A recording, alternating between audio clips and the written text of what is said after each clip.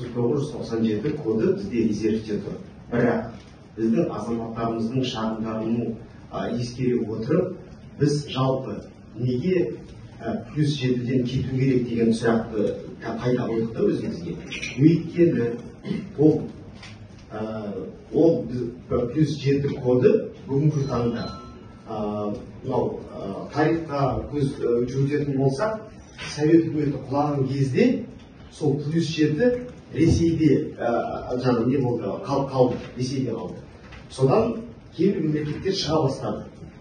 Бірақ біздің мемлекетіміз сол Ресей Федерациясымен ведомство аралық, яғни оларда Министерство связи, бізде Министерство связи бар, солардың ведомстволарының араларында келісімге қол қойып, +7-де екінші 7 деген ары қарай кете береді ғой. Сосын екінші саны +7 және 7 ол Қазақстанға тиесілі. Бірақ ол құжат ведомство аралық. Және оның ішінде, сол құжаттың ішінде екі жақтың біреуі осы келісім шарттан бас тартам десе, жарты жылдан аспай екінші тарапқа хабардар ету керек, және ол келісім шарт бұзылады. Яғни біз кодсыз қалуымыз мүмкін болушы еді. Сондықтан осы мәселені қайта талқылап, Ресей Федерациясымен бір мәмілеге келдік қазір. Ол келісім шарт қазір үкімет аралық болады.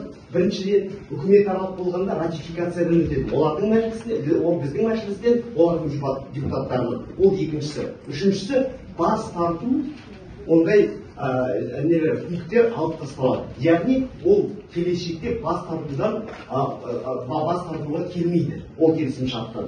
Төртіншісі, бізге +77 деген, яғни біз 77-ні өзімізге қалдырып, оны мемлекет аралық деңгейде келісім шартқа бекітетін боламыз. Яғни азаматтарға ыңғайлы болу үшін, өйткені жаңа кодқа ауысу үшін бізге жалпы қиын емес, бір жылдың ішінде ауыстыра аламыз. Бірақ азаматтар, ол біздің барлық 20 миллион абоненттеріміз, олар өздерінің басқа да интернет платформаларда тіркелген кодтарын, оларды жаңарту жұмыстарын жүргізу, ол өте қиындыққа ұшыратады.